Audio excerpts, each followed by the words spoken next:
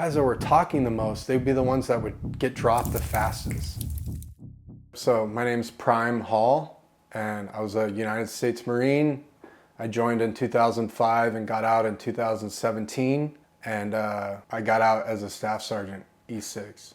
So I grew up in South Texas in a place called, I was born in East Texas, but when I was young I moved to Corpus Christi, Texas, and so North Padre Island is also the island that's on the section on the other side of Corpus. So I grew up in the water, in the ocean, going to the swimming pool. I spent a lot of time growing up with my grandparents that are passed away now, but my grandmother Barbara especially, who was a synchronized swimmer growing up, and so she loved the pool, and she had me at the pool since I was, a little kid, and doing swimsuit competitions and stuff like that growing up. And so my grandmother was always fun to be around, and she was also an alcoholic, and so she would get a little bit wild sometimes. And so I spent a lot of time with her, and I would always be entertained because you never knew what was going to happen at nighttime once grandma had a couple bourbons. Do you recall any specific incidents that occurred after she's had a couple bourbons? Yeah, so I remember one time that we were at a restaurant in Corpus, and my grandmother had too much to drink, and my grandfather was telling her to stop and was telling her to be quiet, stop, stop, stop. And my grandmother started yelling for rolls, for the for the waitress to bring more rolls, and my grandfather was saying stop, stop. And so my grandmother started going, rolls, and throwing these rolls all over the restaurant.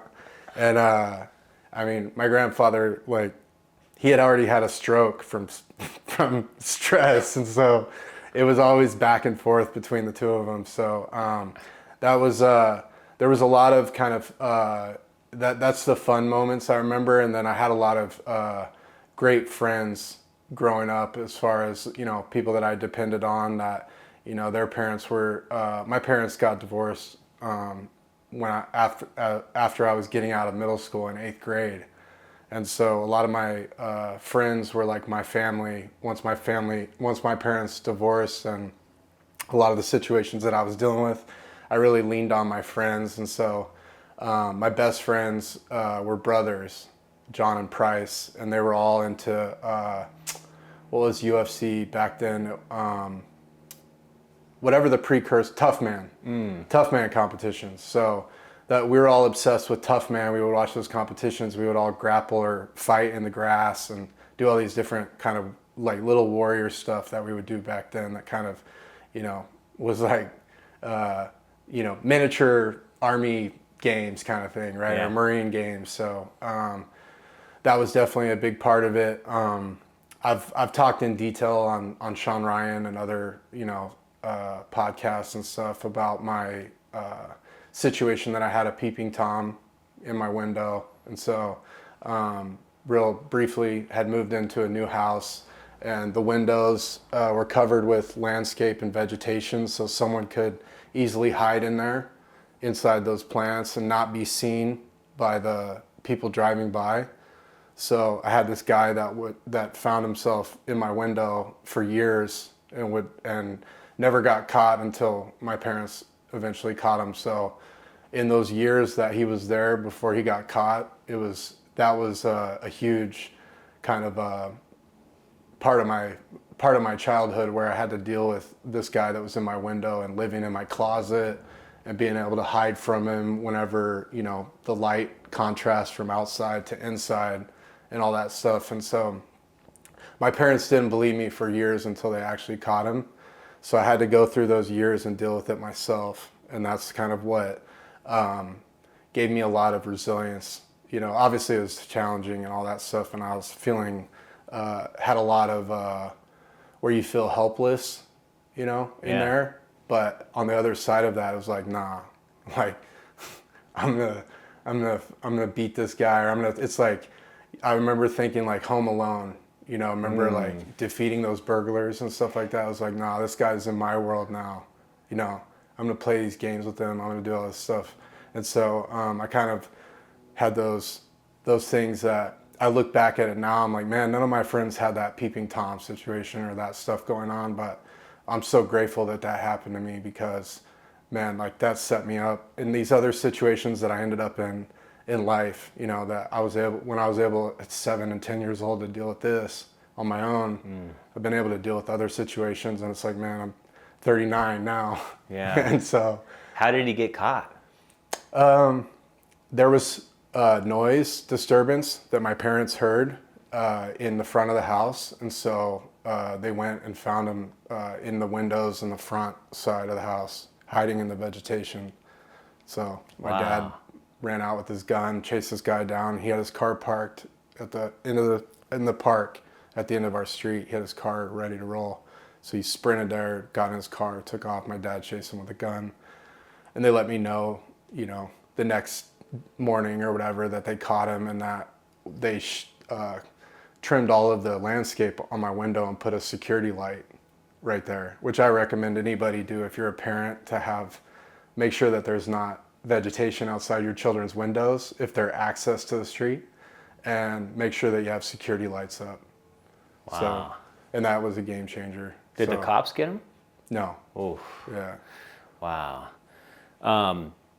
What inspired you to join the military?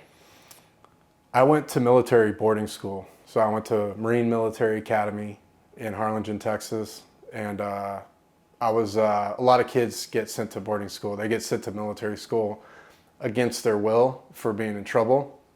For me, it was a different situation because my grandparents offered to send me because they found out that I had been living by myself for a couple of years after my parents got divorced. I was living on my own in Corpus Christi in an apartment, and from end of 8th grade summer to 9th grade sophomore year, all by myself. And so they're like, man, they came one summer to take me on a vacation. They saw my living situation, and they're like, how long has this been going on that you've been by yourself and all this stuff? And so they're like, this is not acceptable. So we're gonna, and then when we're on that vacation, we're in San Antonio, and this is just like crazy how life works out. But there were a couple of kids from Texas Military Institute that walked by, and funny enough, we have Deep in Fitness San Antonio that's at Texas Military Institute now. Oh, wow. But these kids walked by, and I was like, man, I wish I could do something like that to my grandparents. Wow. And so they went back, and they're like, well, we've got Marine Military Academy that's here in South Texas that we can send you to. So they took me on a tour, and it was this, huge campus. You're gonna have a drill instructor, you're gonna have all these people that are looking out for you, that are doing all this stuff. And I'm coming from nothing, from no security, nobody looking out, nothing, living on my own in an apartment. That's scary. So I was like, I'm in. Wow. I'm down. So I was voluntary going there, which is a different energy than everybody that's forced there. And so I loved military school from day one. Yeah. When I got there. What was it like? It's Marine based. So you're going through a simulated Marine Corps experience. You're going through boot camp, but instead of 3 months, it's a month. You're doing a crucible at the end of boot camp, but instead of 3 days or whatever, it's like 2 days. You're doing certain things, and you're getting brought in and indoctrinated into that culture, and you're understanding how the Marine Corps works. But it's like but it's also very authentic, because the way that they run it is the students run the leadership of the whole thing. So the students that have been there for 2, 3, 4 years, those are the ones that are running each barracks. They're the CO, they're the XO, they have all those ranks, right? And they're filling it. So when you come in, the people that are disciplining you are the students that have been there for a couple years. Wow. And so, it's a different type of, it's all what I call merit based, where it's like, it's kind of prison rules, because when you get in there, people are going to test you. And when they test you, you have to fight back. You have to defend yourself. Because if they see that you're weak and you're going to let them do that, or you're going to react when they do that, now they're going to be coming into your room at night. Now it's going to get worse and worse and worse, or whatever the situation is. So that was a part of it too, is just understanding like, hey, when people try to test you, especially when it's in public or something, doesn't matter how big that person is or what the situation is, you got to just retaliate back as hard as you can and deal with everything else later. Did you get tested while you were there? Oh yeah, everyone did. Wow. Every single person did. And so you said similar to prison. So when you say testing, do you mean like somebody will physically try to fight you? Every day. Wow. Yeah. So you're not getting kicked out for fighting. Everybody's forced there, and it's bad kids from all over the world. Not just the United States, it's people from outside the United States. There's cartels, there's all types of kids that are there. And so when you're in that environment, it's a pack mentality, and people are trying to test you whether they know it or not. So just because stress of everyone being in this place all together, and it's just whatever, that it builds up, and how it shows up is you'll be like, I remember marching to the chow hall, to the cafeteria, like while I was in boot camp in military school. And the guy behind me is a big, tall guy that's kicking the back of my shoes as we're marching, right? And everybody in the back can see that he's kicking me.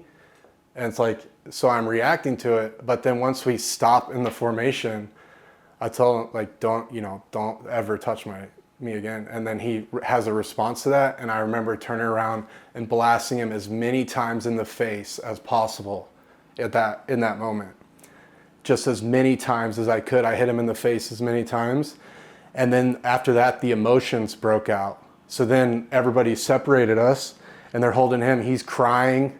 He's all crazy and emotional because he just but that's what I needed to do. Now everybody else is like, nah, I'm not messing with that guy, because he'll punch me in the face. He doesn't care, And so those are the types of things. But I never really got messed with after that. That was in the first couple weeks. But then in the barracks, like, you guys, it's kill or be killed in the barracks. Really? Yeah. So that all of that was it was a real experience, and it was like, this is real life. This isn't fake. Wow. So this isn't like joining the junior Marines. Nah. This is like you're learning to deal with it. Oh yeah. Wow. It's real shit. Yeah. Wow. So I imagine this military school it inspired you to choose the Marine Corps when you joined the military? Yeah, it did. And I was thinking that there was, we all had drill instructors in each barracks. So my drill instructor, First Sergeant Thomas, he was a boxing coach in the Marine Corps. He was a drill instructor in the Marine Corps. He was an amazing mentor to me. But there were also other drill instructors that were war veterans that had a lot of combat, and they had all they had all of the ribbons and the medals and all that stuff, and they were the quietest ones. And that was always a thing for all of us. We're like, man, Master Guns, Hager, these guys, like, don't mess with that guy, And we would have these leadership classes where it's a Force Recon Lieutenant Colonel that's giving us leadership classes, that's showing us all this Force Recon stuff all the time. And so that was always a thing in my head, like, man, I want to do that. Like, I like this Force Recon thing. I like that, And so that was a big, and it's plug and play. Like, the Marine Corps doesn't know this, but you go to Marine Military Academy, you don't, like when I went to Marine Corps boot camp, yeah, you're teaching me customs and courtesies and certain things, but all the marching, all the drilling, all the yelling, all that other bullshit, I already know all that stuff complete. Like, none of that stuff is anything new or do I care about. Yeah. My recruiting experience was pretty crazy because I had a lot of criminal charges. Really? So when I went to the recruiter, I've been working in South Padre Island, was basically a criminal, doing all this crazy shit on the border, in San Antonio, in the drug game, doing these different things, getting robbing people, working at Spring Break, South Padre, since I was 18 years old with the wrong crowd doing things. So it got to a point to where I had no purpose, and I was just getting into trouble nonstop, and I didn't know what I was doing in life. And I remember I talked to my grandfather one day. I'd stayed up all night. I was sitting outside of my front porch. My grandfather was getting out ready for work, and he lived next door. He came out, and I was told him, like, I don't know what I'm doing with my life. I don't know where I'm going or anything. And he was like, well, remember whenever you were at military school, how well you did and how much you liked that? What if we got you into the Marines? And I was like, I don't think that's possible. I got so much legal shit, you know? He's like, well, let's just go to the recruiter, right? Let's go to the recruiter this afternoon. We'll go. So I went to the recruiter, did, you know, the practice ASVAB and all that stuff, and it all feels like, oh, you're good, you know, you're gonna be great. You know, you went to military school, everything's gonna be good. And then all the way up until I went to San Antonio to MEPS, to the military entrance processing, whatever, that they ran my background check and my fingerprints and everything. And then that's when it's like, oh no, this guy's got all these charges, and so he can't be a Marine. And so when I went back home, the recruiter said, hey, we're sorry, but there's no way that we can get you in. You Wow. know? And so it was like, you know, probably a little disheartening at the time, but it probably wasn't a month or two that went by till one of the recruiters called, said, hey, it's a long shot, but if you're willing to work through the paperwork process, we think there's a chance that we can get you in. You know, so we're going to waiver you in, and we're going to go through each charge and have you write up a witness statement and all that stuff about it. And then we're going to need to get recommendations. We're going to need to it's going to be a process, but if you're willing to work it, we think we have a chance. So that's what it was. Wow. So you were getting into all this trouble after the military school? Yes. Well, so full transparency, the military school was kind of like, I'm around criminals. So, that's right, because people are there because they're in trouble. Yeah. It's not, that makes sense then. Yeah. That makes sense. And so I was like, I had a tendency to kind of thrive in that environment at that point. And so, I mean, my first year, when I was at military school, I got put on staff carpet, right? When I was a private, I had no rank. And there's only the highest ranking people on staff carpet. It's only 6 rooms in the building that have that, right? But I was put in that because I sold all the tobacco in the school.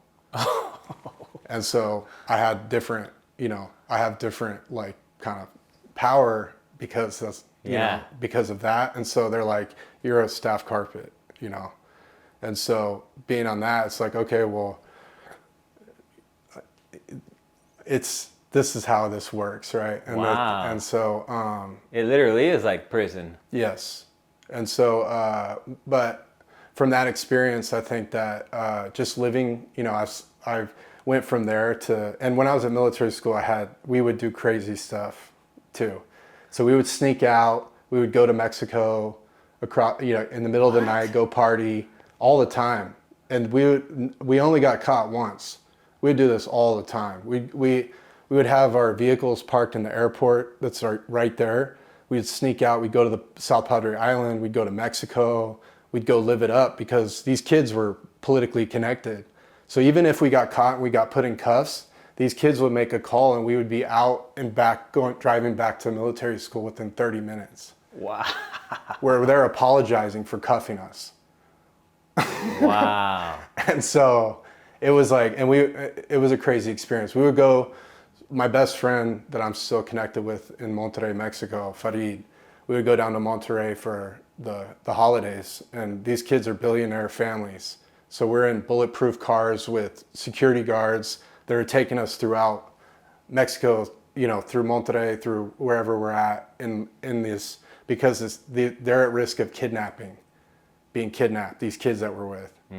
So we're going and living this crazy life on the holidays and stuff as well, and then coming back to military school, and so it was a crazy experience. So you guys really had a lot of freedom to do, like, when you say like you guys would run the show, like you really mean that. Like, was there any leadership that ran like outside the, you know, people you're going to military school with that ever stepped in to monitor anything? Yes, there's a drill instructor in each barracks. And so the drill instructor is like, you know, the overwatch for everything, and he's like the mentor. So if you're getting in trouble, he's gonna like bring you in, counsel you, and mentor you, and doing all that stuff. And he's really great at that. But at a certain point, like after hours, once the drill instructor goes to sleep, and all it is just roving security that's driving around the perimeter of campus, right? And that this guy's going, right? And as soon as he passes this way, we know he's supposed to drive around this loop. So once he passes it, we're out the...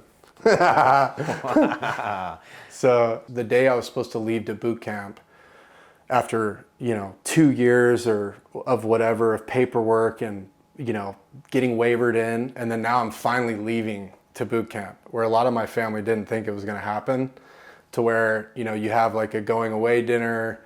Now I'm leaving, bye, see you after boot camp. And I go up to San Antonio, the club that was across from the MEPS hotel in San Antonio. We went to that club with whatever money that we had left, because we're all going to boot camp. So we're like, we're just going to party and have fun. So we're in there up until the point where one of the guys that we were with went to the bathroom and didn't come back. And so I went back to check on him. And all these bouncers had taken this guy out the back and were destroying him on the ground in the back. So, and the whole time it was red flags, because everybody, all the bouncers and all the males that are in there. It's a huge club. They're like, "Are you guys Hurricane Katrina victims or refugees or something?" They're asking us these weird things, and it's like, kind of like, this is a trap, Yeah. So we found out later on that these guys beat up all the recruits that come there before they leave for boot camp. It's like a regular thing that these guys do. So we were in the fly trap. We didn't know it. Wow. And so I saw this kid, when I went back to check, the door was open and there's a group, of 15 plus on this one kid, and he's getting stomped. And so we had 3 other buddies that are still in the club. So I was there by myself, and I saw it, and I got down, was able to get onto him, and then get him to get up, and then he got to run away. And then I'm there, and I'm like, no trouble, no trouble. And then like about to run, and these guys get me. Oh. So I was on the ground, and like they're trying to kick you in the face and the ribs and all this different stuff. And so that's kind of how it started. And then they would let me get up, and we'd go back and forth, and we'd have these exchanges and stuff. And then eventually someone smashed my head with a bottle, and the blood was like, I had an open head wound where the blood was dripping so bad that it was like running. So it just felt like my head was numb, but it was a huge gash, and blood was just, so I was like throwing this, Wow. going off. And at the end, but my adrenaline was up. So at that point, but after that altercation was over, the guys that were inside, they're all behind the building over here waiting. So I went and linked up with them, and they're like, I was missing a shoe, I had a head wound, all this stuff. So these guys helped me kind of get my clothes, because my clothes were covered in blood. They helped me get new clothes, because we're leaving for MEPS in like 4 hours. And so I got new clothes, I got shoes, I got everything, because these guys didn't help when I was getting fucked up. So they were trying to help me afterwards, Damn. And so I went to MEPS, right? And I had clean shoes, clean clothes, all this stuff, but they can't stop. I need stitches, and there's no way for me to stop this blood that's just running down. So I'm like trying to hide it and conceal it, but they're like, there's no way, we can't send you to boot camp with a open head wound that needs stitches like now, there's no way. So you're going back home, right? So I had to do the walk of shame and go home. Right. After spending 2 years of wavering in. Yes. Oh. So I went back home, and that was really embarrassing. Thank God that it was the recruiters and everybody knew that I helped that one guy, and that he got his orbital crushed in, and he got really messed up like within that minute that he was down, and I was able to help him. So he got saved, and that he got rescued. So I didn't really, I'd had that, but I didn't, other than that, I just had a bunch of bruises. So I had to go home, and they didn't make it any negative thing for me. It was all positive. They just wanted me to heal and I was good to go. So I went back like a month later and went into boot camp. That's the biggest thing I remember, and then just in boot camp, I didn't know if it was real or not, because it took so long for me to get in that I felt like it was still, they still might decide that he has too much criminal record, or he's not a whatever. I didn't know that it, pretty much until I graduated boot camp, I didn't I didn't believe it. Yeah. So once you graduate boot camp, what job did you sign up for? I signed up for artillery because that's what they made me sign up for, because you got to take whatever you can get if you're a 2-year waiver. You basically take whatever they're willing to give you. So not knowing, I don't have Marine like family members or people that mentored me or that I knew or had any reference point for what job I wanted besides military school. So when I got in, I was supposed to be artillery, and then once I was in boot camp, I was like, man, all my friends are infantry here, so I don't want to be artillery. Like, the guys that are artillery, they're not my friends. All the guys that are infantry, these are my guys. So I need to get into 0311, as so everybody said that when you get to infantry school is at Camp Pendleton for West Coast, and so there's Marine combat training and School of Infantry. And so after boot camp, you go on leave for 10 days, you show up here, and there's 2 lines. And so I thought that I had done my paperwork at the end of boot camp to be in this line, infantry school. I went all the way through, and they said, no, we don't have you, you're in that line. So then I went into this, I go in and I start Marine combat training. And on the first day, they have one of the, whatever it is from infantry battalion or infantry school that's a leadership master guns or gunnery sergeant that's like, hey guys, anybody here that wants to be infantry, you got an open ticket, just let us know and we'll get you processed into infantry school. So I did all that. I want to go, blah, blah, blah. Okay, we got you, blah, blah, blah. And then I'm continuing with training. And each day, it's the next training day up until getting close to graduation. And so at the end, because I'm still not in infantry, I'm about to graduate and go to be artillery, that what I did was sit on my bed in the Marine Corps, the rack, and just say, I don't know what else to do. I refuse to train. I'm not moving until you hear me out and put me in infantry school. So they said, are you sure that you refuse to train? Yes, I'm sure. Okay, then they go and figured it out. And then, all right, turn in all your gear, you're going to infantry. Yay, 0311. Checking in, it was, everybody's just got back from Iraq twice. What unit did you check into? 2-1. Okay. 2nd Battalion, 1st Marines. And everybody had came back. Before that was Fallujah. And then this time they had just came back from like Operation Steel Curtain and all this crazy stuff in Iraq. So they were all combat veterans, and everybody's like, it's a proving ground because they've all been through something that you haven't been through, and they're holding that, and that's what it is. And it felt like, oh, well, I'm not going to really get to test myself or measure up until I go to Iraq like these guys did, and then I can test, then I can be worthy and show them and whatever else. But until I go to combat, then how can I prove that, right? And so that was kind of a problem, is that, well, but also it's like a theater arts, there's a lot of fake parts to it, to where it's like, well, hey, like if you really have a problem with me, take your rank off, because I don't have any rank anyway, and we could just deal with this right here, right? But nah, they don't want to do that a lot of times. And so when I found those situations, it'd be like, well, what is this? And this isn't like military school. This is like a theater arts show. This is a bureaucracy. This isn't a real like warrior thing, because you got these guys that are fake warriors that are in charge of the real guys, right? Like Law of the Jungle, you know what I'm saying? If a grenade goes off when there's all this fake ranking leadership and everything, those guys are going to be holding on to our leg, begging us to tell them what to do next. Their rank and all that bullshit doesn't matter. It's all fake chirp, And so that's one of the things I was like having issues with my first couple of years in the Marines, and really like revolting, or having like authority issues with stuff in the Marine Corps based off of why is this guy in charge of anybody? You know, or why does this guy have rank? You know, in that. So the biggest things that happened, like when I got to my unit the first day or the second day, it was the end of the week, and they had a couple slots for sniper platoon to try out. And so they're like, all these guys that just got back from Iraq, they're all tight and they're all part of the platoon. They don't want to leave. They don't care about snipers. They don't want to go to that. So they sent the new guys that met the criteria on paper.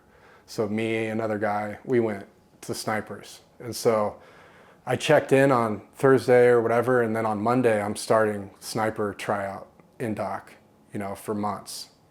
And I didn't want to be a sniper. I didn't want to, you know, but I just got put into this training, and like once I got in there, I was like, well, shit, I'm just not going to quit, you know. I'm going to figure out how not to quit. I don't want to be a sniper. Like, I didn't want to be a sniper. I didn't have that set out when I joined the Marine Corps or anything like that, but I got put in that my first week in the fleet, and it was a great opportunity to figure out like when you're tested like that, how to keep pushing even when your body's done. You know, you're running up these hills in Pendleton, you know, you can sprint up that hill for like 20 seconds, and then you're going to start questioning yourself. You got to still run the rest of the hill, right? So that mental piece of like, my body's done and I've been doing this all week and I can't even move, but I have to run the hill. You could still run the hill. You got to just find a way to run. And so having those things, and the Marine Corps, the hazing part, that the Marine Corps, it's like a double-edged sword, because in a lot of ways, hazing is a leadership tool that is used to develop Marines, right? Where it's like, hey, you got issues, man, like, let's just go out and run the hill, right? Instead of me giving you paperwork, let's just go run the hill, and then we'll figure it out, and then we're done, right? Or let me have you do X amount of push-ups and run the hill and do this, and then it builds character for that person, and it makes them stronger, it makes them more resilient, it makes them better. Now, the hazing part can go overboard, where you're in snipers, you live there, and they never leave you alone. They have you running the hill all day, and then they have you bear crawling all night, and they have you finding a pole and doing push-ups all night, and then it starts again the next day. It's just over and over and over. So that was kind of, that was what I remember getting in. And then, you know, my first 4 years was really about understanding, because most of that time I was a private for at least 3 years of having no rank and being busted down all the way twice, and going through restriction and being on restriction for, you know, a year. I did a 31st MU was my first deployment. So when I went out there, I was on restriction, and I was on there for a year. So I've been on restriction for like almost a year and a half by the time I returned home. So you didn't get to go out on no ports, liberal ports or nothing? No. Wow. Yeah. And I got, like, more than halfway through deployment, I got released off restriction, right? Like, right when I got released, and we were on Okinawa, and I had another alcohol-related incident where I flipped out on a staff sergeant, and so lost all my rank again, you know. And from that instance, I woke up and the next day, and I didn't remember any of it, and everybody's like, man, why'd you do that? And da-da-da-da-da. I don't remember any of it. So it's like I was getting in, now I'm in trouble for a whole nother, I'd already been on restriction for a year and a half. Now I'm in trouble again, and I don't remember what happened. And it was like, I'm done drinking. Like, I'm going on my own program. I'm not drinking anymore. And all these guys that I drink with are not my real friends anyway, because none of them, they were there when I flipped out on the staff sergeant. Which one of them held me back? Which one of them tried to stop that? You know, all that stuff. So I'm going to go on my own, and I'm going to do my own program now that doesn't involve drinking. And so I made that decision that next morning. And from there, I went 10 years without alcohol. Wow. And that was the biggest thing of like the breakthrough point in my first 4 years, was making that decision to stop drinking. And that's what unlocked, you know, that's when I started training seriously. That's the only way that I got into Raiders, was because I was sober. Because if not, I would have burned it to the ground. So all your incidents where you got in trouble, they were all alcohol related? Yes. Yeah. So you were having a problem with alcohol in the Marines? Yes. Yeah. So in the Marines during the daytime, I can be there and do all this stuff and let people yell at me and let these weak leadership people be in charge and all that stuff. But once I have a couple drinks and those people are around, everything that you're holding inside of you comes out. Yes. Yeah. Wow. So did you eventually did you go to sniper school? No. Okay. So No. I understand when you become part of a sniper platoon, there's two like categories, right? Like a pig and a hog. Yes. I was in snipers for maybe less than 5-6 months in that first thing because I had behavioral things that were going on, and I had an issue with my commander at the time that my stepmom died in a car accident, and I had a Red Cross thing, and my commander played like I was going to get to go home to the funeral and then shut it down at the last second, played this whole hazing mind game with me and made me go back to training when I'm supposed to be flying out to a funeral. And from there, that flipped a switch where I was like, okay, I don't want to be part of any part of this. I'm against everybody that's here now, Yeah, so, that's a big deal. It was a big deal. That's not a game to be playing with, man. This is a family member that passed away. Yeah, so part of me died in that situation when he pulled that thing on me, because I'm already a private. Like, there's nothing I don't have any leverage to do anything. And at the time, my whole unit was gone in Hawaii doing an exercise. So it was only the sniper platoon that was back on Pendleton anyway. And so he was back there, doing whatever, playing God, doing whatever he wanted. And so when that happened, I just internalized it. I got pissed, and then I started to act out on the weekends and everywhere else because I was really I was deeply upset that they played me and tried to act like I was going home to my stepmom's funeral, and then said, "Oh no, we need you for training. We're not going to be able to we can't let you go." So did you get to go to the funeral or no? No. Wow. I had to go change back into my uniform and go out on a stalk that day. That's wild. Yeah, it was horrifying. Nobody stepped in. No other leadership stepped in and was like, "What are you doing?" No, and that's a great point. So looking back, it's like, hey man, you're a jellyfish leader. And anybody around that lets that stuff happen, active duty right now, yeah, you are a jellyfish. You're a weak leader, and if you see something that's wrong and you know that it's wrong inside, you need to do something about it and stand up, even if it's uncomfortable, because there's second and third order effects to every decision, right? There's a lot of Marines, even since I started talking about any of this, that have reached out to me and said, man, thank you so much for talking about your stepmom and the Red Cross message, because that happened to me too. Lots of people hit me up about the Red Cross thing. It was like, so that right there was, from that whole experience, the commander ended up getting relieved for all the other stuff he was doing. So all that played out, and then as he got relieved, I went back to my infantry unit that I started with the first couple of days. 2-1? Yeah. Yeah, still in 2-1. I went back to Echo Company, to the infantry platoon, and went back to being a machine gunner, saw gunner, small unit, infantry tactics for my first deployment and second deployment to Iraq, and kind of look at it like a building block approach, because everybody when we got there was like, man, we're going to Iraq, we're going back to Iraq, we're training for Iraq the whole time, and then we go on the 31st MEU to Okinawa for a year. It's like, well, none of us get to prove ourselves for another year, so now we're all unworthy because we haven't been tested, we haven't been to combat, we've got to train for a year, now we got to go back to Pendleton and then hope that we go to combat the next tour. The next tour we go to Iraq. It's when we're closing out Iraq, turning everything back to the Iraqis. People are still getting killed. We're getting shot at, and we're not allowed to return fire.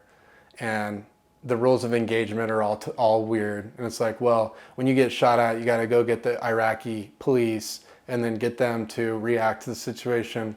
And so the whole thing was just like, this is horrifying, man. This whole thing doesn't work. And everything about that Iraq deployment was like, get me far away from this as possible. I want to go and I was going to selection right when I got back from Iraq. Before I went to the Iraq deployment, I was putting in a package for recon to do the recon lap move to go be a reconnaissance Marine.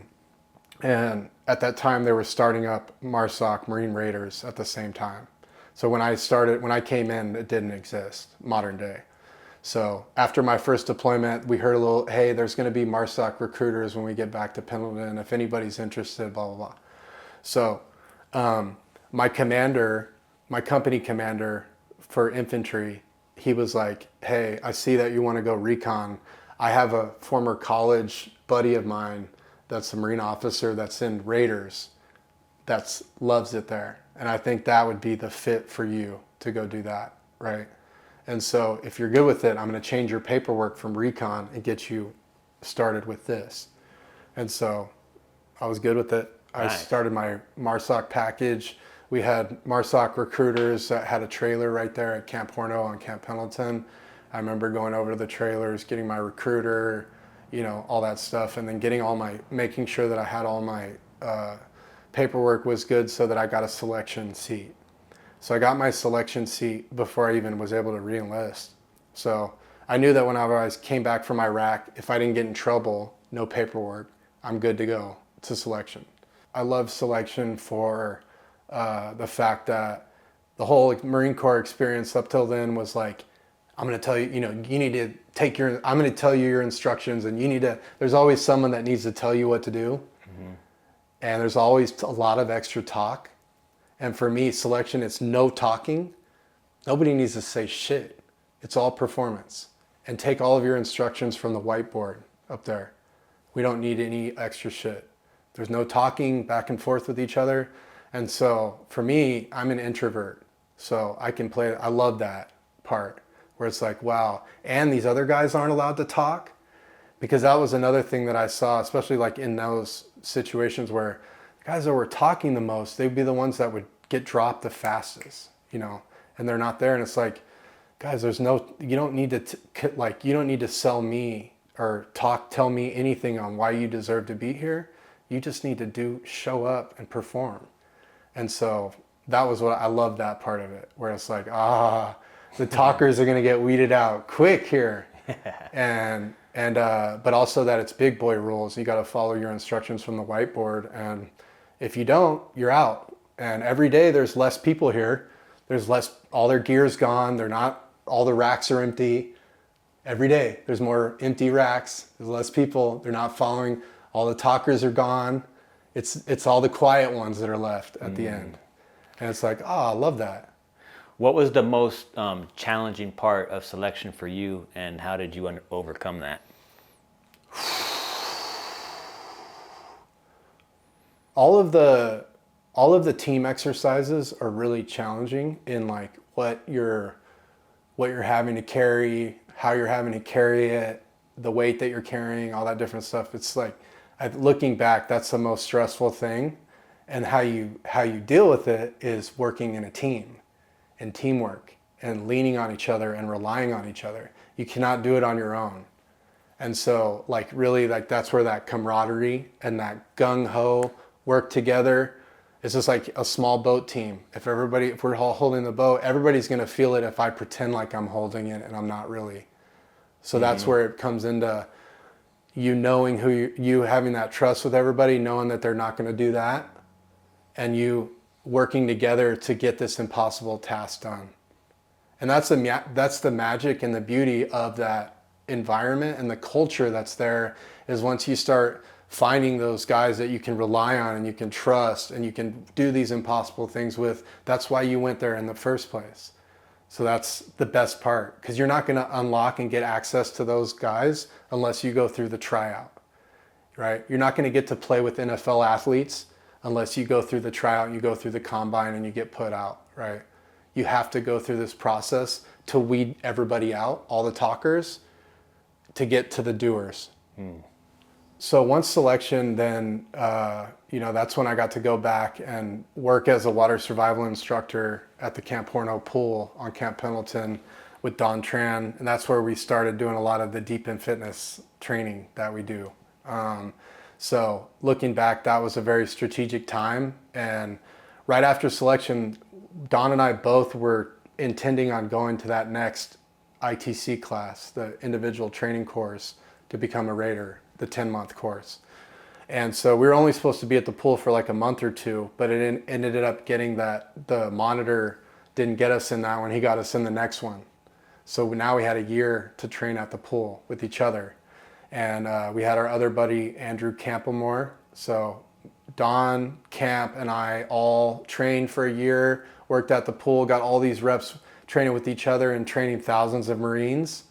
And so we didn't know how valuable that would be for us until we got out to North Carolina. But all three of us made it through the whole training course, And so really having those buddies, that buddy system and that tripod or those buddies that you can rely on, I never would have made it through training.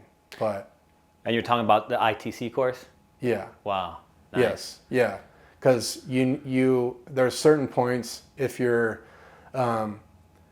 sleep deprivation, I'll just give an example. You can only go so many days without sleep until you start to hallucinate and you start to lose your mind. You lose your mind, right? And so at certain points you need a buddy to say, hey, he just lost his mind. Like, I need to just look out for him because it's going to pass. He's going to come back, right? But I got to help him just get through this because I know that it's going to happen to me. And like, it's part of it. So, and also just having that buddy system and like, hey, as we're running off the bus, your fin fell off your pack. Here's your fin, man. Because if you ended up with one fin, they're going to make a huge example of you. It's going to be this huge deal. And then you might end up getting dropped or whatever the situation. So always having that person that's looking out, that's helping you out is huge. When we graduated from training, it was a big deal because everybody was saying, all the leadership when we graduated in North Carolina was saying, for everybody that's going out to the West Coast, to first MSOB at the time, it became First Raider Battalion, but Marine Special Operations Battalion was the name. And so when you get to first, do not buy a house. Do not get an apartment. Do not get situated because we need everybody to be ready to be combat replacements immediately in Afghanistan. And so that was a huge wake, a huge thing in that I'm going out, but it's also like, this is what I've been in training for. Now I'm just going straight from that into doing my job. So I remember breaking up with my girlfriend at the time that wanted to get married. Oh, wow. Yeah, that was that I grew up with, that I thought I was going to end up marrying. And she was like, when you get back from training, we're buying a house, we're doing all this stuff. And I was like, that's all the exact opposite that I'm being told that I need to do, right? Mm-hmm. So I'm not doing any of that. I'm going and I'm being ready to be a combat replacement. So this isn't going to work out, So separate, come to first, single, ready to go to Afghanistan, and got put right into my first team. So we all went to the training cell and then we got pulled into teams. And so I got pulled into my first team and I'm like a new guy, white belt mentality, growth mindset, where it's like all these guys around me are legends. They've all got all the Afghan deployments, all this stuff. They have all of the experience and the leadership, and they also have the skills. So they all have different roles that they play on the team, like the JTAC that's been to JTAC course that has a deployment or two controlling aircraft. That's a very special thing. These other, like the intelligence guys, the this, the that, all these guys that it's like, man, these guys are important roles on the team. I don't have any schools. I need a role, I need a role like now. So I went to my commander, or my team commander, Derek Herrera, who's still one of my closest friends to this day.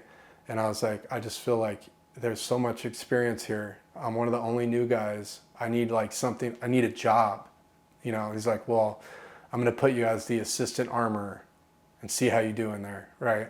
And just own that. Make it like your whole thing.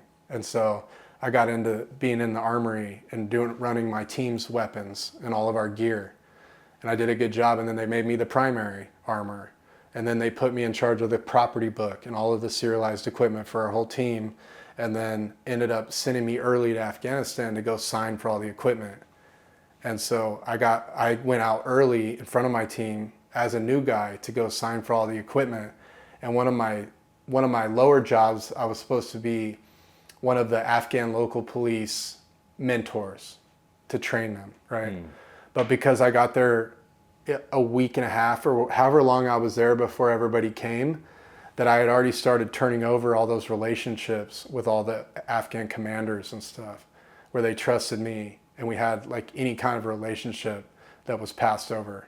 So by the time that my commander and my team got there, my commander saw that I was already working with the Afghan locals, and that he's like, you're the primary on that, right? So that was the main thing operationally that I did in Afghanistan, was run the Afghan local police and work, you know, in whatever roles that I did on my team. But my personal thing was the Afghan local police, which was anytime, like, you know, anywhere from 50 to 70 Afghans, you know, with a lot of trainings going on where I'm training these guys, and then they're in war like every day, you know? So we lived in an enemy village in Helmand, and we got dropped in March, April timeframe. So that's like right when the fighting season starts. And so from then till winter time, it was pretty much every day we were under attack. You know, we lived in an enemy village, so everything around us was enemy compounds. At the same time, you know, I was coming from living in an apartment in Southern California to being in Afghanistan, and it's 110 degrees. And so you're adapting to all this stuff the first day, the first week, the first couple of weeks, and then all of a sudden you're like, this is home now. You know, after 3 or 4 weeks or whatever it is, you're like, this is it, you know. I'm adapted now. Like, I'm not a guy that needs to be in my air-conditioned apartment in California anymore. I'm a guy that, you know, lives in a bunker with no air conditioning and 130 degrees, that runs a militia force that does, you know, works with all this different stuff. And this is my life, you know. And these guys, I depend on my Afghans, like I depend on my, like, they're keeping me alive, because my relationships with them is what keeps them from letting someone blow me up with a suicide vest. So all my relationships with them were respectful, and I'm doing as much as I can for them. I'm getting them weapons, food, paychecks, vehicles, whatever I can, and they know that I am. They know that I care about them, and that was a difference that I had. And I think I look at Afghan because I grew up on the Mexican border in Texas, and every Christmas since I was a little kid, my grandparents would take us to the Mexican neighborhoods across the border, to the worst neighborhoods that we could find in Matamoros on the border of Texas. And we would go to the hood, and we would deliver food, groceries, clothes, toys, bicycles for kids, all these things every Christmas. We would be like the Santa Claus, right? And that was one of the coolest memories I had growing up, and I always remember it. And we weren't allowed to do it once the security situation got so bad in Mexico. So we had to stop, I think, around like 2005-ish was when it stopped. But that was always a huge thing. So whenever I went over there, I would love to, any Afghans that I worked with, I kind of like had that same where I wanted to give them something positive any time that I worked with them, especially the kids or anything. So it's a completely different culture, and there's so many things that are just different, you know, about all of our beliefs and our upbringings, but we found a way to make it work, and that was one of the coolest things.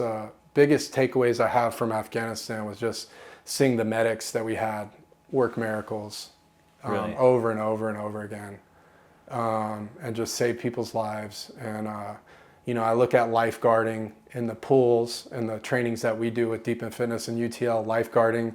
I've been a lifeguard for 15 years, And those guys, those medics, the SARCs, the corpsmen, the PJs, the controllers, everybody that's part of that lifeguarding, life-saving process, that was the biggest things that I ever saw. Miracles worked every time, where someone's dying, they're bleeding out, they have this thing, and they save their life. Really? You know, they come in the worst situation, they land, you know, under fire, under RPG, under whatever they land, they could jump out, they come, do whatever they can to get those casualties back and then save their life and risk their life in the process to get them saved. Two of my closest friends were shot on June 14th, 2012.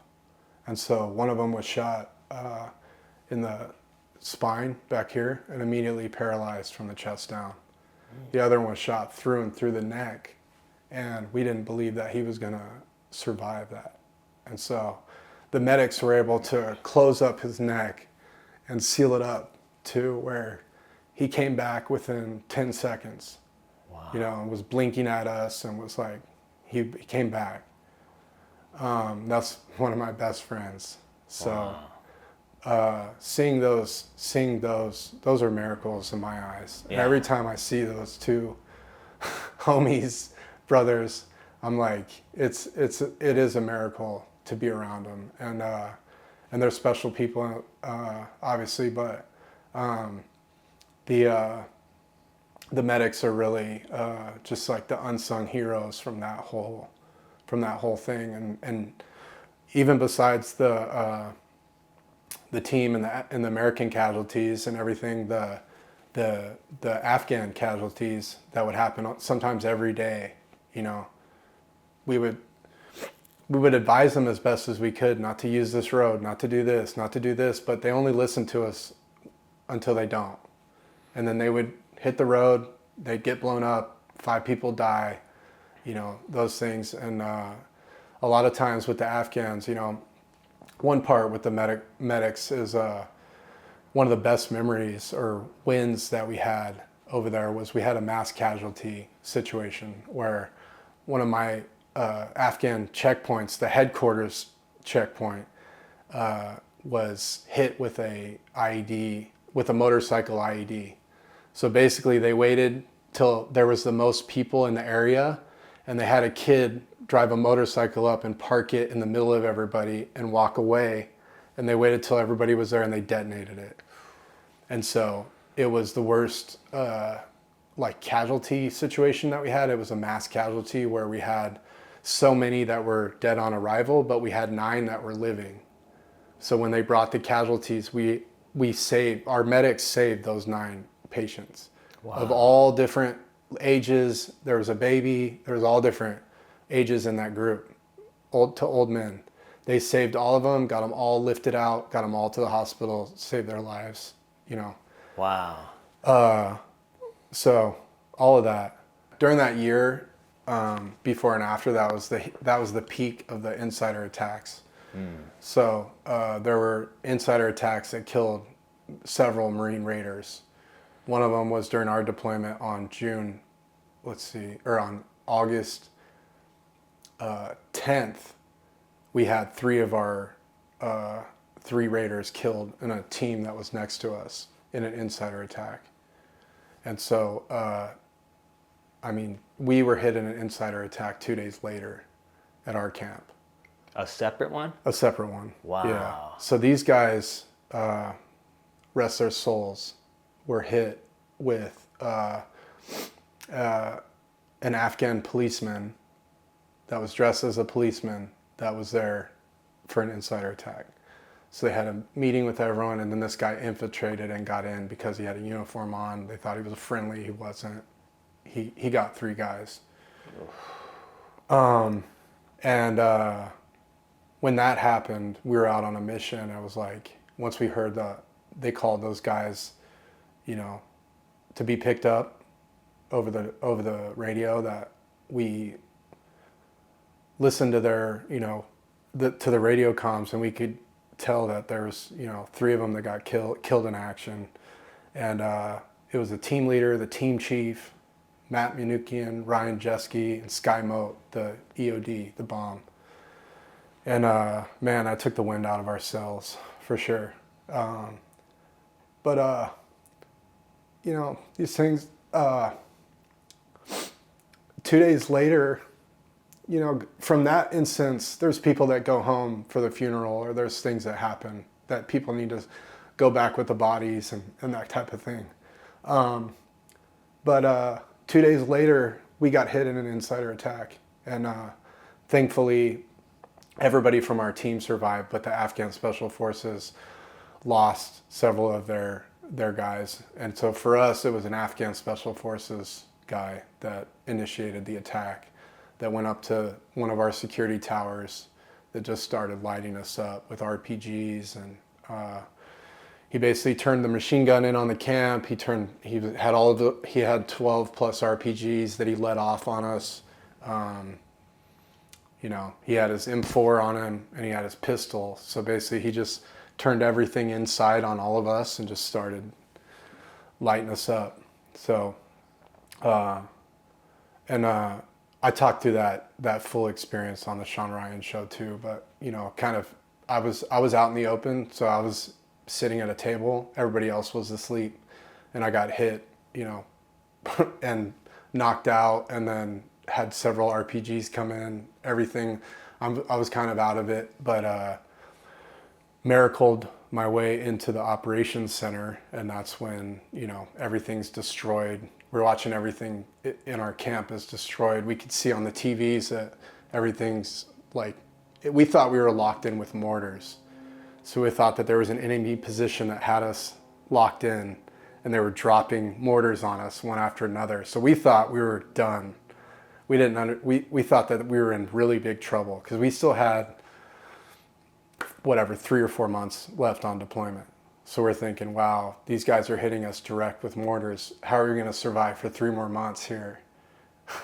And then we realized that one of the Army guys came over the radio and said, hey, the interpreter's in here saying that one of the Afghans has gone crazy in the tower and needs to get killed. We're like, wow, that's when we knew it was an insider. Because before that, we get attacked every day from outside in the village, every day. Mm. So your psychology in your mind, you're never going to think that the attack is coming from inside your security bubble that you depend on to be your security, because everything outside is not. But it took us a little while to realize that it was coming from within, that it was an insider. That's the biggest part of the psychology of it, because you're getting attacked every day from outside. It's hard for you to realize that this one's coming from inside. Mm. And so, but thankfully all of my teammates survived that situation. That's what I'm most thankful for. And then moving on from there, you know, it's the big lesson from Afghanistan and going back to Iraq, and when I came in, is like, all these people said that you're not a real Marine, or you don't get, you know, until you go to combat. You're not a real combat Marine till you go and deal with this stuff. And it was like, I always wanted to have an opportunity to test myself so that I wouldn't have to deal with that, like, you know, oh, you're not worthy because you haven't done this. But once I was there, it's like, man, this is what you guys wish for. This is what you want. Like, this is horrifying, man. Like, now we're literally just here trying to keep each other alive the whole time, like, and all this horrifying stuff is happening. And this is like this, you know, it's horrifying. There's people that are mentally snapping and breaking down because they can't deal with the stress of being there every day. And so this is what you said, this is what everybody's preaching about, that this is what we need to do. Be careful for what you wish for, because I was almost wishing that I would have a combat deployment because of all the bullshit with the culture. But I unwish all of that as soon as I'm there. Like, this is not anything to want to be in or whatever. It's just a thing to survive and make sure that everybody makes it home. And yeah, it was a huge realization on that. It's such a crazy experience. And then once you fly out, like, I remember getting on the helicopter when I flew out of the enemy village. Me and my buddy Fees, we flew out. And once we're up in the air where we know we're not going to get hit with an RPG and we're like safe, that was the weirdest part. After being safe and now you're flying out, is like, how do I process this experience? this was insane, man. And then you come back and there's new guys coming onto the team, and now we're going to the Philippines or the Pacific or whatever it is. Completely changed the mission. We have all these new responsibilities. We got all these new team members. So it's kind of like that thing happened, and then now we got to focus on all this stuff. You know, we got all this work to do. We got all this stuff. So I think that it was just, you know, there wasn't, and everything also too is, during that time I wasn't emotional about any of it. I just had that turned off, you know. So it wasn't like I was like, how do I feel about this? I didn't feel about any of it. I was just like in a checklist, like, okay, what's next? What do we need to do next? Okay, what's next? Okay, what's next? And then, you know, that worked up until I started throwing my back out a lot, and I had my disc is blown out at the bottom, like a lot of people are from carrying the pack and all that stuff. That's fine. But I never got an MRI. So I was at one of the SEER courses that I got to go to that was my last school that I went to, was the advanced SEER course. So you go to SEER when you start your, you know, special operations training, you go to SEER school. And then later on I went to the SEER school right before I got out. And in that experience, I blew my back out in the cage when you're in confinement. And so I couldn't stand up, I couldn't walk. And then once we graduated, they got me an MRI. And then it showed that. And then when I got back, it just opened up Pandora's box for, oh, well, and you got blown up. You got this in your ear. You have these other things. So they started like, you know, head to toe check. And then next thing I know, I'm on a medical separation board. Wow. And I was in the middle of a reenlistment. So I was thinking, I have 3.5 more years till I figure out what I need to do in life. And then I can deal with this medical thing. I can deal with all this, but I'm still going to have time in here, and I can work my intel job. I can do other things where I don't have to be like an operator with the pack on all the time. And that's what I was thinking. How can I make this work? And then one day the medical officer called me into the office and was like, hey, you know, I found out that you're trying to work around me and do these other, you know, still go on this little deployment or do this or do this. And I'm going to tell you right now that you're trying to hold on to the door. And right now I'm ripping you the fuck off. You're out. So when you walk out of this room, you're done being an operator. You're not ever going to be an operator again. And you're going to be getting out of the Marine Corps in 6 months. So as soon as you walk out, you need to start thinking, what am I going to do outside of here? Because he's like, I'm not deploying you, because when I deploy you, now you come back and the Marine Corps looks at you like you're fit for duty when you have all this shit wrong with you. So I'm not doing that to you either, because that's going to disqualify you from all the benefits that you deserve for your body being messed up. So, wow. So that was like a huge wake-up call. Wow, now I have to get out. And now, you know, what am I going to do? Oh my gosh. And so the transition was the hardest part of the whole thing. And I never, ever expected that transition would be harder than combat. Transition would be harder than going to your first unit. Transition would be harder than anything, than being with no rank for 3 years and being on restriction for however long and all that shit. Transition was harder. And the reason why is because you go from being in that checklist, or I went from being in that checklist, not emotion, all that stuff, to getting out, and then now starting to be like, well, how do I process this whole experience? Who am I? What is this? And then when I went to certain healing or certain veteran retreat or this type of thing where they do therapy and they hypnotize you and they go in and try to find, you know, these bad data files, or they try to find what's really bothering you from your combat experiences. And I thought like, nah, man, I don't need that. My buddy that's homeless needs that. My buddy that's this, he needs that. I don't need that. I'm not here to work like, I'm not the one. And it's like, no, you are the one. You're here at this retreat, so you are going to do the thing. And I remember going through my first, like, you know, with those different modalities of therapy that it wasn't the couch therapist. It was different. It was like deeper than that. And having these things where wow, I could see that, these experiences really bothered me, this really bothered me. And then beyond that, it was all the childhood stuff, because I never talked about that ever. And I buried it so deep within my conscious and everything that it was just down there, but it was always like, felt like a volcano that was just buried, but it's still going to erupt sometime, but it's just buried down. And so I think having those access to those therapies and those treatments is what opened me up, and really, as it opened up Pandora's box, that's what made it so hard, because I went from being on, when I got out, I'm on 10 to 15 meds, right? And when I was on all those meds, it got to a point to where I remember my wife, I was sitting, because I'm a go-getter. I always have a lot of projects. I'm always doing stuff. And so on meds, my wife would catch me at 9 a.m. or something, and I'd be on the couch and she's like, "What's wrong with you? Hey, what's wrong with you?" And it's like, and I remember it's like in the military, when people are sleeping during a military class, it's like that. And it's like, "Wake up. Hey dude, are you weak? Wake up," right? And I remember thinking that as my wife would check me, and she's like, "Hey, are you okay? What's wrong with you?" It's like I was the guy in the class that's falling asleep. And they're like, "Dude, you're the only one? Like, why are you?" And so I was like, what is wrong with me?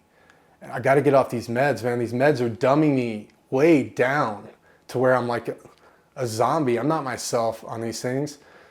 So then getting off all the meds, now I'm off those antidepressants. So now I felt, when I had those waves, where you feel the low, you feel the high, you feel the low, and that, that was what, in those waves, I was thinking, why me?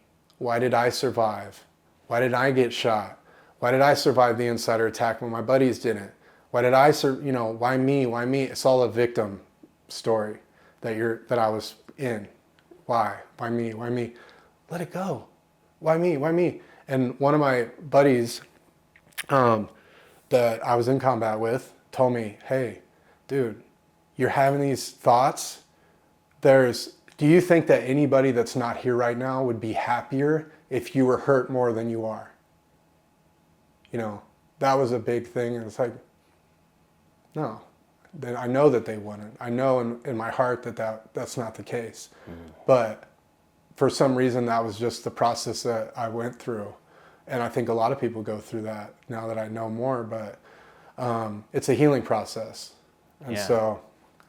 How did you work your way out of that process? Or, what was your healing process like when you started discovering some of these things that were affecting you?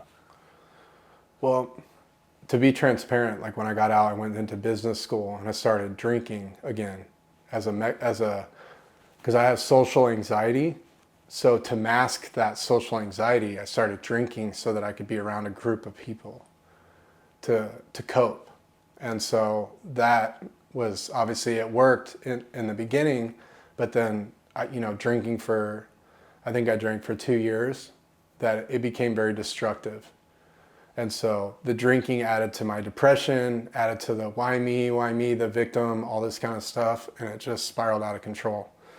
And it got to a point where I was doing dangerous things and putting myself at risk. And my wife was like, "Man, you can't do this anymore. Like and we can't do this anymore. So what are you going to do?" And at that time, I had been getting invited to go to these psychedelic assisted therapy retreats, for months. And it was always some networking thing, or this famous person's going to be there, all this stuff. And it's like, I don't care about anything like that. I don't want to go to any networking ever again, leave me alone with all that. And then it was finally like my buddy Miles that was inviting me to all these things. He said, "What's wrong, man? Like, why don't you accept any of this stuff?" And I was like, I don't want to go. Like, I got serious problems. I don't want to go to a networking event to go do anything. And I don't want to meet I don't care about any of that. And So he's like, well, what about a private one? Yes, that's what I want. Like a civilian one or a private one? Yes. Okay, cool. So let me connect you with that. So I got connected with that, right, to go do the toad venom. That's the 5-MeO DMT. And I knew that that's what Mike Tyson had done. He had a huge transformation off of that. And so growing up my whole life knowing Mike Tyson from when he was a heavyweight champ, he went to prison, all this stuff. Now he's had this huge transformation off of this toad venom. That shit's got to do something for me.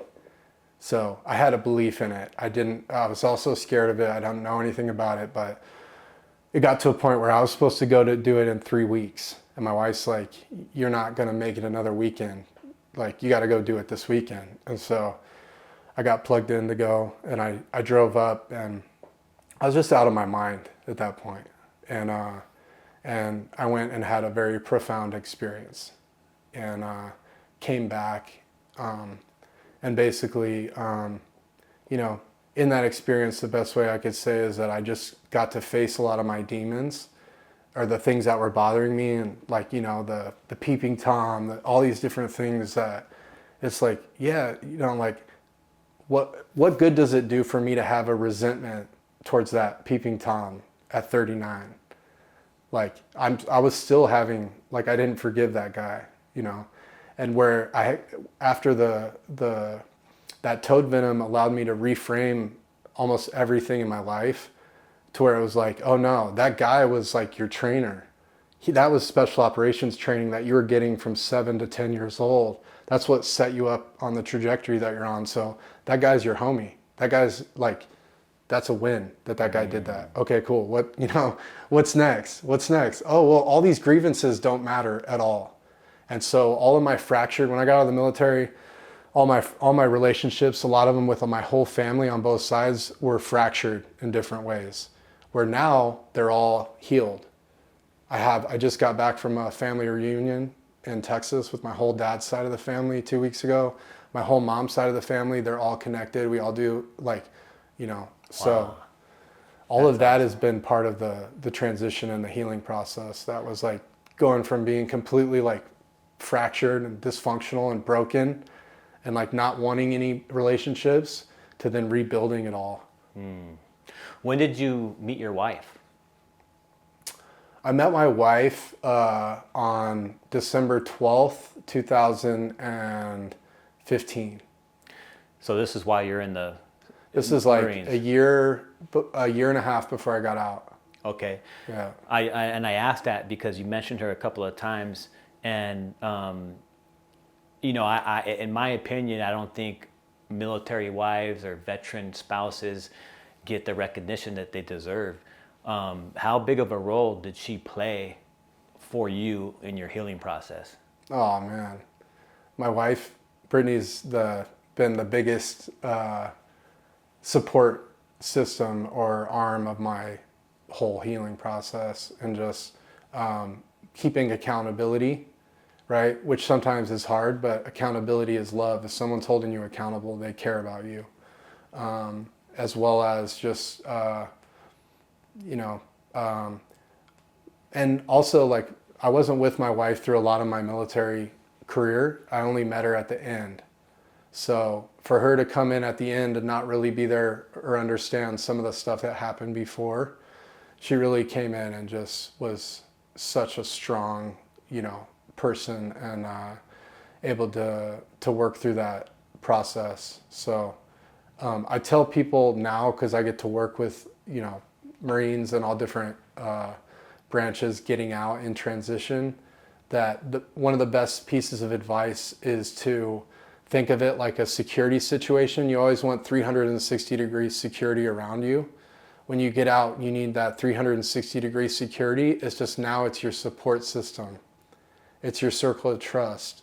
It's your mentors. It's your training partners. It's your people that give you advice. It's your family, your closest friends, and all that. And so I think also that there's an institutionalizing aspect of it that happens when you get in the Marines or you get in the military. You're getting paid every 2 weeks. The government's paying you. You're in the military. for years and years, for 10 years, for 15, for 20, that when you leave that, it's scary because you're like, how am I going to survive outside of this? Where's my check going to come from every 2 weeks? How am I going to have the resources? So you kind of get like, you don't, you get hooked to that, and you don't want to leave, like I call it Shawshank Redemption. You don't want to leave that walls. Whereas the people that are out, we've gone through that transition. We're like, you're free now. You're free. Mm-hmm. Come out, and they're like, no, I'm good here. Yeah. It's like, no, man, let's go. And so, yeah, it's a process. It's comfortable, knowing that you're getting this check like clockwork, knowing that, you got this on-base housing or whatever your living situation, whether you're a boot Marine or senior, you got the barracks or you got on-base housing, or you're getting BAH for, off-base housing. You got the chow hall at your disposal. Like, it's like, it gets comfortable, yeah, man. I'd like to hear now about, we'll start wrapping this up and stuff, but obviously I'd like for you to talk about what you're doing now, Underwater Torpedo League and Deep End Fitness, and kind of how you got involved in that, and the impact you guys are making in the community. Yeah, so Don and I were working at the pool together back like almost 15 years ago now, but from that experience, we've been grateful to not only use that in our own training and to get through Raider training and all the stuff that we did, but that we were able to, even when we were in Raider training, we would take the guys that were in our course with us to the public pool on the weekend, and we would train them water confidence, and that was our value to add to them, and then they would add value to us by helping us do whatever they were good at.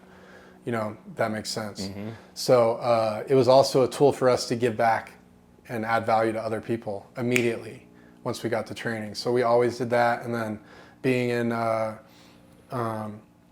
was on the first Raider dive team once we started the dive program. So our dive team, everyone got dive certified and got confident in the water by playing what we used to call underwater football, right? That's Underwater Torpedo League now. So that playing that game, what we saw is that when we could take someone's focus off of their own fear and their anxiety or whatever it is, and we put it on this other object, that unlocks results. Or we put it on this game. Oh, now we're playing a game. So all the guys that wouldn't go down to 15 feet, once we started playing the game, they went right down. Mm-hmm. What changed? Their focus. From them being on themselves to now they're just in a game. So we had all these aha moments over the last, over those years, and thinking, why doesn't this sport exist? And I remember being in Iraq in Al-Assad at the air base the last week of deployment and seeing all these recon, Navy SEAL, all these teams that were there that played water polo against each other. And they had all the pictures of their team in the water polo teams. And I'm like, this is weak. Why do these guys playing water polo when they should be playing underwater football or UTL? Why is they playing water polo at Al-Assad Air Base? Mm-hmm. They should be playing some warrior shit. This is not it. And but I always thought someone else is going to have to. When is someone else going to bring that in? Not us. We didn't think we were going to be the ones. But then whenever we got out, Don and I got out at the same time. Just miracle. So we started putting our heads together. What are we going to do? Well, we love training. Where can we have the most impact? When we take someone underwater, that's where we have the most impact. That's when we can change someone's life, have a transformation in 30 minutes versus taking someone to the gym. So that's how we created Deep End Fitness. And we created it we wanted it to be the feeder program and the training arm to get someone to be able to play UTL. So 6 years ago, we started our first season of Deep End Fitness and UTL with 2 pools in Southern California. And the test was to see if we can get 2 pools with insurance, max them out with participation, and hold a championship. That was the first Aqua Bowl of UTL, the first championship that we ran 6 years ago. That was season 1. Now we're in season 12. We have 1.5 million followers online. Our videos go viral for UTL all the time and for Deep End Fitness. We train all professional athletes for the last 5 years from all sports. We have contracts with pro teams here in Southern California and outside. And we've really gotten been able to take our experience in the military and then get out and then start working with all these different other professional sports groups, human performance, AFSOC, Marines, all these different people, where it's just improved our understanding of what unlocks results and how to add value to people in the shortest amount of time. Wow. Wow. And you guys been launching locations everywhere, huh? Yeah. Don's on the road. I'm on the road almost every week. We have 25 locations right now across the country that are active, and that's for Deep in Fitness. So we're expanding that business similar to CrossFit. So it's a licensing, and once we have an individual that's in an area, we have a pool there, all we have to do is train them and then plug them right in, and then that's, gets that thing going. And then the communities are growing in each location. So our goal is to hit 35 locations by the end of this year, and that's pretty much everything that we're doing. So a lot of that too, because people have been, we've been doing this for 6 years. So if there's anybody that is interested in joining Deep in Fitness, we're always open. And we also, sometimes it's deceptive because they see that we're doing these pro athletes or they see this, but really we built it for non-swimmers. So it's all skill levels can come and get gains from it. And it's a no flex zone, respect environment, across the board. So we have sessions where we'll have an adaptive athlete. We have an adaptive session this weekend for challenged athletes in LA, where there'll be professional athletes there with adaptive athletes, or a new swimmer there with an Olympic swimmer, and everybody's there learning off of each other. Well, this new swimmer just swam for the first time today across the pool. They've never swam. It's a 35-year-old man. What got you to do that? We really want to know, so it's a merit-based, performance-based environment where we care about the effort that people put in and the performance that they have. And so it sounds like it's just not for veterans, correct? No. Yeah, it's a warrior class, and it's veterans, it's civilians, it's water polo, free diver, CrossFitters, hybrid athletes, surfers, UFC fighters, just all different types. We got Padres, a Major League Baseball off-season program that we've ran for the last couple years, and that's that was a new athlete for us when we started. We hadn't done any Major League Baseball, but they've been a great fit for the training. And so, yeah, we just had a research study that got published last week about all the science and the benefits about Deep in Fitness. Nice. So all of that is quantitatively shown in what it does, and reducing anxiety by 28%, and also reinforcing positive coping methods. For people that are interested, where could they find you guys? Find us at deepinfitness.com, and or send me an email, prime@utlnation.com, prime@utlnation.com. If you're interested in starting a Deep In location, being an instructor, or joining the league, or putting a team into the league. We just had 12 teams in this last tournament. So UTL is continually adding teams and tournaments. So any involvement, you want to get involved in Deep in Fitness or UTL, shoot me an email or hit us up at deepinfitness.com or prime@utlnation.com. Right on. We're going to wrap it up, brother. Any last words? The biggest thing that I see from military veterans specifically is falling into the comparison trap, where they're comparing themselves to others, which I've done it, and it's a trap. And so I would challenge and recommend anybody not to compare themselves to others, and to really honor whatever your story was. And I have examples, I know, Marine mechanic, or Marine this or this or this, and it's they told me something like, well, I tried to go to selection, but it didn't work out, and so I wasn't good enough, or now I live in this story the rest of my life.